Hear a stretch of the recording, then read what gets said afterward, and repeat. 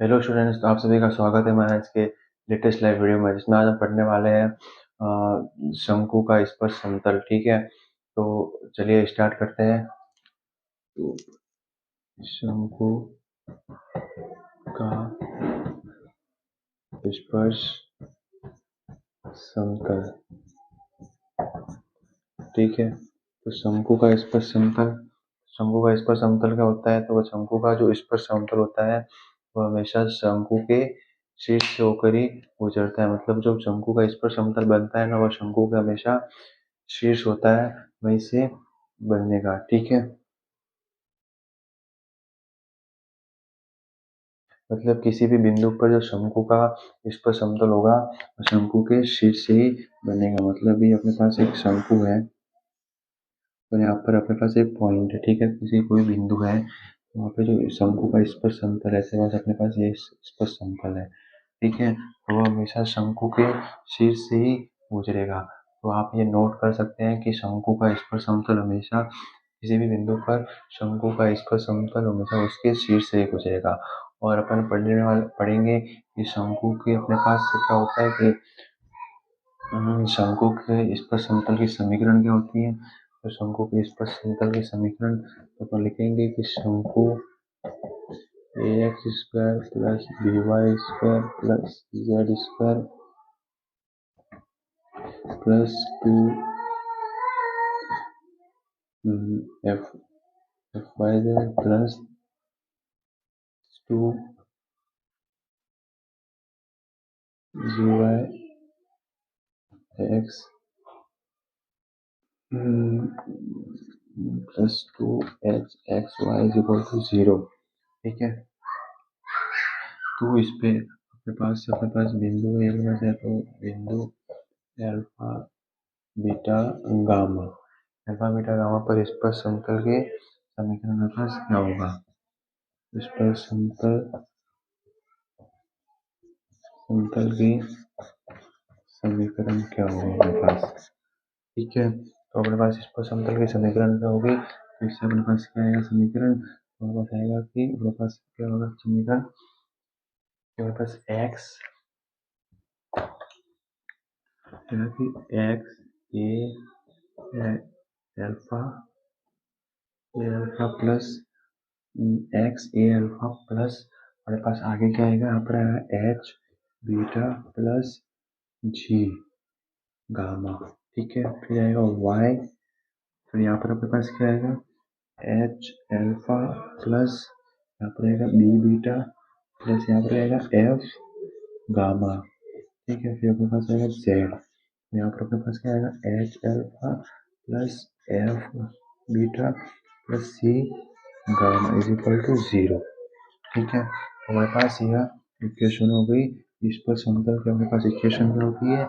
X bracket में A alpha plus H beta plus G gamma plus Y H alpha plus B beta plus F gamma plus Z bracket में H alpha plus F beta plus C gamma is equal to zero. ठीक है, तो ये अपने पास स्पर्श समतल की समीकरण होती है। तो अपन ने आज टॉपिक पढ़ा है कि इस शंकु का स्पर्श समतल बार अपन पढ़ा कि जो शंकु का स्पर्श समतल होता है तो शंकु के शीर्ष से ही गुजरेगा। और अपन ने इसकी ये शंकु का समतल समीकरण पढ़ा। अपन इस ये आप इतना उतार लीजिए, फिर अपन दूसरा आगे टॉपिक पढ़ते हैं। ठीक है,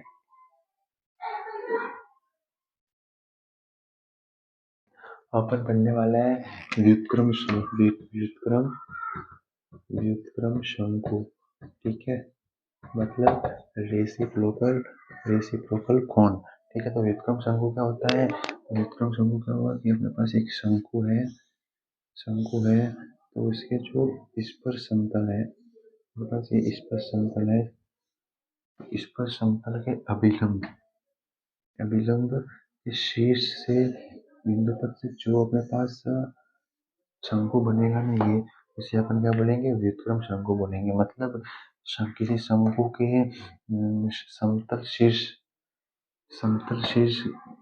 किसी शंकु के स्पर्श समतल के अभिलंब से बनने के बिंदु पद से बनने वाला शंकु व्युत्क्रम शंकु कहलाता है। फिर से सुनिए, तो सबसे क्या कहते हैं अपन कि स्पर्श की किसी शंकु के स्पर्श समतल के अभिलंब कोई शंकु है उसकी स्पर्श समतल के अभिलंब के शीर्ष से बिंदु पथ से बढ़ने वाला शंकु व्युत्क्रम शंकु कहलाता है। ठीक है, तो हमारे पास व्युत्क्रम शंकु की परिभाषा हो गई। अपन इसके बाद पढ़ेंगे व्युत्क्रम शंकु की व्युत्क्रम शंकु की व्युत्क्रम शंकु समीकरण क्या होगी। हमारे पास व्युत्क्रम शंकु की समीकरण क्या होगी। हमारे पास नॉर्मल शंकु की समीकरण होती है, उसमें बस अपने क्या करना है, capital A X square plus capital B Y square plus capital C Z square plus 2 capital F Y Z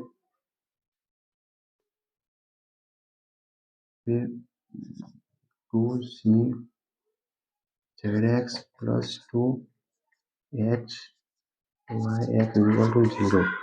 ठीक है, तो अपने पास व्युत्क्रम शंकु की समीकरण नहीं होगी। तो व्युत्क्रम शंकु में पहले पढ़ाई क्या होता है, क्योंकि किसी शंकु के स्पर्श समतल के अभिलंब के शीर्ष से बढ़ने वाले शंकु को व्युत्क्रम शंकु कहते हैं। ठीक है, ये अपने पास पूरी डेफिनेशन हो गई। फिर अपने पास आएगा कि व्युत्क्रम शंकु की समीकरण, तो अपने पास व्युत्क्रम शंकु की समीकरण ये रही। ठीक है, तो आप इतना उतार लीजिए, डेफिनेशन लिख लीजिए, फिर अपने इसके बाद अपना अगला टॉपिक पढ़ते हैं। ठीक है, अपन पढ़ने वाले हैं लंबवतीय शंकु। तो लंबवतीय शंकु क्या होता है, तो अपने पास एक शंकु है। ठीक है, तो उसमें एक स्थिर बिंदु से गुजरने वाली तथा एक स्थिर रेखा है, स्थिर बिंदु से गुजरने वाली तथा एक स्थिर रेखा द्वारा अल्फा कोण बनाने वाली रेखा द्वारा निर्मित पृष्ठ को अपन क्या कहेंगे, निर्मित पृष्ठ को क्या कहेंगे अपन, लंबवतीय शंकु कहेंगे। तो आपको समझ में आया होगा कि एक स्थिर बिंदु है तो वहां से गुजरने वाली तथा एक स्थिर रेखा ही है, एक स्थिर बिंदु से गुजर रही है, यहाँ पे स्थिर बिंदु अपने पास। ठीक है, तो स्थिर बिंदु से गुजर रही है और एक स्थिर रेखा पर अल्फा कोण बनाने वाली, और ये स्थिर रेखा है, यहाँ पर अल्फा कोण भी बन रहा है, तो स्थिर रेखा पर अल्फा कोण बनाने वाली रेखा द्वारा जो निर्मित पृष्ठ है ये, तो उसे अपन क्या कहेंगे, लंबवतीय शंकु। ठीक है, लंबवतीय शंकु कहेंगे। यहाँ पे डेफिनेशन लिख लेना। आपने जो अभी तो मैंने जो डेफिनेशन पढ़ी है वो आपके एग्जाम में आ सकती है, तो बस आप उसे पढ़ लीजिए ना, याद कर लेना। ठीक है, अब इसका क्या होगा, लंबवतीय शंकु का समीकरण, लंबवतीय शंकु का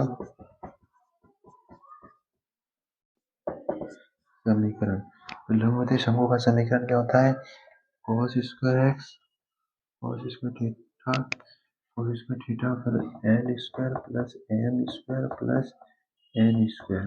ठीक है, फिर क्या आएगा हमारे पास, X minus alpha plus Y minus beta plus X minus alpha square Y minus beta square और जेड माइनस गामा का स्क्वायर। ठीक है, फिर यहाँ पर हमारे पास आएगा X minus alpha L plus Y minus beta M plus Z minus gamma N, फिर इसका पूरे का होल का स्क्वायर। ठीक है, तो अपने पास लंबवतीय शंकु का समीकरण क्या, कॉस स्क्वायर थीटा ब्रैकेट में l square plus M square plus N square, फिर यहाँ पर l x minus alpha square plus Z minus x square. ठीक है, फिर अपने पास इज इक्वल टू में ये है। ठीक है, L x minus alpha L Y plus फिर Y minus beta M into में फिर plus Z minus Y into में एन और पूरे का होल स्क्वायर। ठीक है, तो हमारे पास ये लंबवतीय शंकु के अपने पास इक्वेशन आ गए। ठीक है, बस आज के लिए इतना ही। अपन अगले वीडियो में अपन पढ़ने वाले हैं इन सब जो मैंने आज पढ़ाया है उससे रिलेटेड अपन सबको क्वेश्चन हल करने वाले हैं। ठीक है, तो आज के लिए जितना ही, और आपको इससे और डेफिनेशन आपको मिले तो आपको समझ में नहीं आया तो मुझे सब में बताना कि मैं आपको उसको उससे भी रिलेटेड आपको समझा दूंगा। ठीक है, तो आपको आज के लिए बस इतना ही, और प्लीज़ वीडियो को लाइक कीजिए, शेयर कीजिए और कमेंट करके बताइए आपको वीडियो कैसा लगा। ठीक है, तो आप ये उतार लेना। ठीक है।